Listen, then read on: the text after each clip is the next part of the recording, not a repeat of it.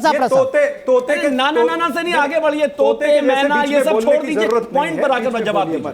सापरा साहब, शांति शांति शांति शांति। फिर मैं कुछ और कह दूंगा ना तो जल जाओगे, नहीं जाओगे। फिर आपको सापरा साहब अपनी बात कंप्लीट करिए। सापरा साहब चलता है, लेकिन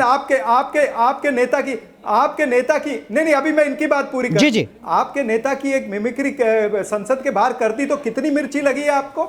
आपने तो संसद के अंदर सड़क से लेकर के संसद तक प्रधानमंत्री से लेके सभी बीजेपी के नेता जो हैं वो विपक्ष की मिमिक्री करते हैं। लेकिन सापरा साहब, ठीक है, सापरा साहब आपने अपनी बात कही। कहने का तात्पर्य आपने कहा कि भारतीय जनता पार्टी की टूल किट है। नहीं, अभी आपकी बात का जवाब दे रहा हूं। आपकी और इसका शिकार आप भी हो रहे हो। सर, आप मुझे बताइए, अखिलेश यादव ने कहा कि हम उत्तर प्रदेश में 65 सीटों पर लोकसभा चुनाव लड़ेंगे। अभी इंडिया गठबंधन में सीट शेयरिंग का फॉर्मूला तय नहीं हुआ है। अखिलेश यादव ने बोला है, बीजेपी की टूल किट ने नहीं बोला है। 17 दिसंबर को अरविंद केजरीवाल ने पंजाब में कहा कि 13 की 13 पंजाब की लोकसभा सीटें आम आदमी पार्टी को जिताकर भेजिएगा। सीट शेयरिंग का फॉर्मूला अभी इंडिया गठबंधन में तय नहीं हुआ है। आप बताइए मैं फैक्चुअली कहां गलत हूं सर? कहां बीजेपी की टूल किट है? नहीं, हाँ नहीं, तो धैर्य रखिए ना।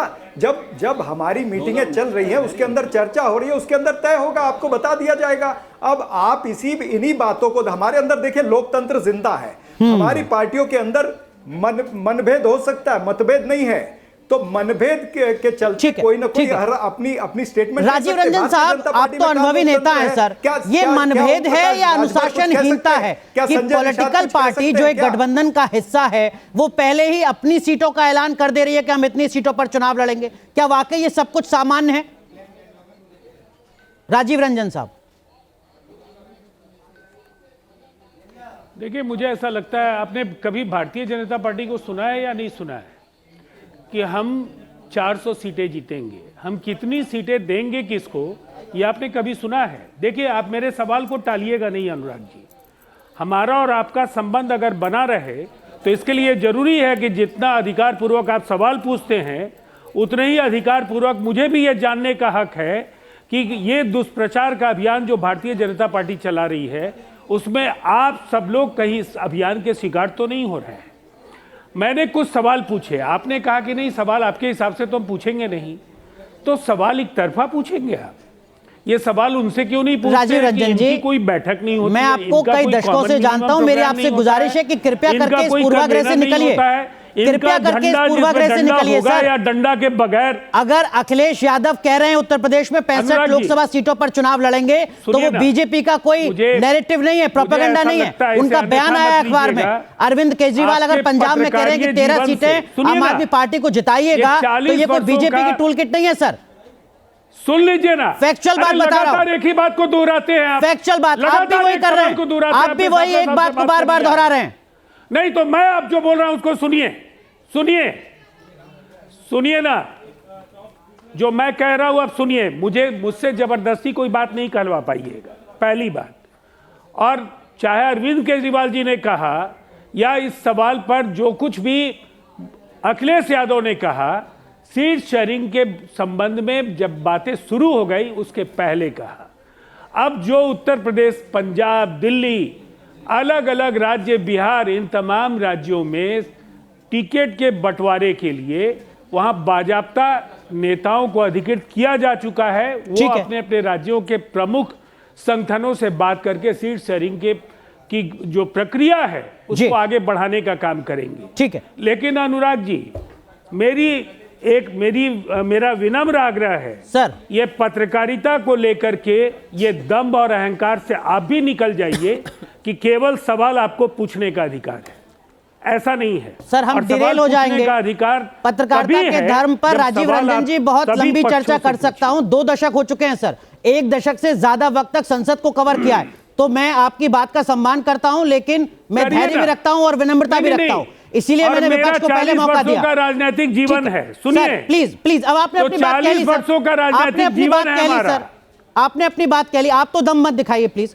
शिवम त्यागी, जो बात अब कांग्रेस और जेडीयू के प्रवक्ता कह रहे हैं, झंडे और डंडे वाली जुबान से बोलने वाले लोगों को सचेत कीजिए जी कि उनसे ज्यादा बदजुबानी हम लोगों को करना आता है। शिवम त्यागी, वो कह रहे हैं वो आपके भी गुरु हैं। झंडे में डंडा कैसा होगा, डंडे का रंग वो कैसा आपके होगा। पुराने सहयोगी हैं लेकिन आपके भी गुरु हैं, तो शब्दों की मर्यादा रखिए, आप इस तरीके से तंज मत समझ में कसिए। नहीं आता कि शब्दों की मर्यादा में मैंने कौन सा उनको कुछ कहा। मैंने तो आपसे शुरू किया, आप पे ही खत्म करूंगा।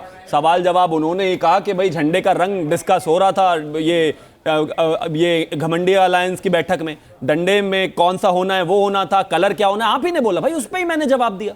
आप ही की जब बात को मैंने आगे बढ़ाया तो आप इतना बुरा क्यों मान गए भाई? एक और चीज, इन्होंने एक सवाल बड़ा इंटरेस्टिंग किया, पहले उसका जवाब देता हूं। इन्होंने कहा कि आपने कभी पूछा है क्या भाजपा से, जब वो कहते हैं कि इस बार 400 सीटें लाएंगे, आप उनसे ये पूछिए कि किस किस को कितनी सीटें देंगे।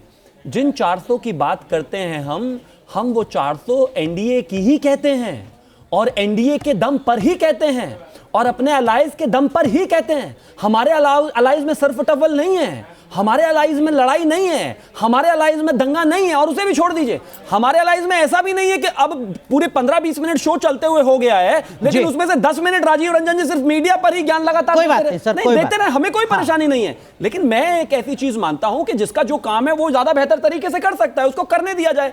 लेकिन हर जगह जाके डोमिनेट करना, गाली देना, ये नहीं हुआ तो ऐसे हुआ, आप ऐसे सवाल पूछिए, वैसे सवाल पूछिए, कोई बात नहीं, मीडिया के लिए एक वर्कशॉप कोई दिक्कत नहीं सर, हम राजीव रंजन जी जैसे बड़े नेताओं का सम्मान करते हैं, हम भी करते हैं, वो तो बड़े भाई ऐसे का सम्मान नेताओं है। के अनुभव की काफी ज्यादा जरूरत है। भी करते लेकिन राजीव रंजन जी, इन 5 राज्यों के विधानसभा चुनाव में इंडिया गठबंधन की रैली होनी थी मध्य प्रदेश में, बाद में उस रैली को रद्द कर दिया गया।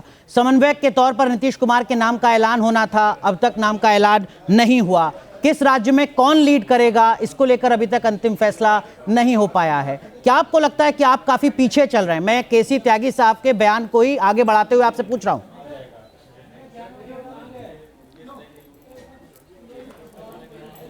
देखिए, सबसे पहली बात तो यह है कि नीतीश कुमार जी ने पहले ही कह दिया था कि उन्हें किसी भी संयोजक समन्वयक पद की आकांक्षा नहीं है, न वो प्रधानमंत्री पद के उम्मीदवार हैं।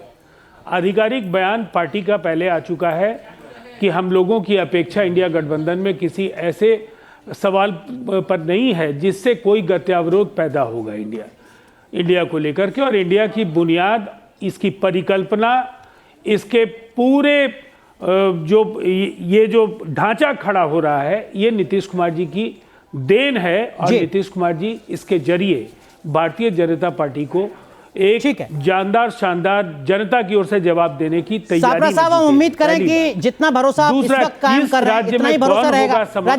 राजीव रंजन साहब, वक्त थोड़ा कम है, मैं माफी चाहूंगा आपको। सब कुछ सापरा साहब, फाइनल कमेंट आपका। हर फैसला साझा करना सापरा साहब, क्या क्या क्या क्या यही भरोसा, यही ऊर्जा, यही उत्साह कायम रहेगी दिसंबर के आखिर तक? सवाल नहीं सुन। बिल्कुल यही भरोसा, यही ऊर्जा कायम रहेगी, और इससे ज्यादा ऊर्जा इनफैक्ट रहेगी, क्योंकि हम जनता के मुद्दों को लेकर के चलेंगे। एक तरफ मोदी होगा, दूसरी तरफ मुद्दा होगा। ये लड़ाई 2024 की 20 सेकंड आप मुकाबला करने के लिए तैयार? मुद्दों को दक्षिण में उन्होंने आपको खत्म कर दिया है, आपके कई सांसद जो विधानसभा का चुनाव लड़े वो चुनाव हार गए। बिल्कुल, लेकिन जहां तक तेलंगाना की बात है, तेलंगाना में हमारा वोट शेयर पिछली बार से बेहतर रहा, तेलंगाना में हमारा सीट शेयरिंग पहली बार से बेहतर रहा, तेलंगाना में हमारी परफॉर्मेंस बहुत बेहतर रही। और कर्नाटक में भी हम दिखाएंगे कि किस तरीके से चुनाव लड़ा जाता है 2024 में, आप देखिएगा। उससे इंपॉर्टेंट बात यह है, हम पूरे तरीके से तैयार हैं, हमारा कुनबा, हमारा परिवार एक है, हमारे बीच में लड़ाइयां नहीं है, हमारा नेता फाइनल है, हमारा सब कुछ फाइनल है, हम चुनाव में ऑलरेडी माफ कीजिए।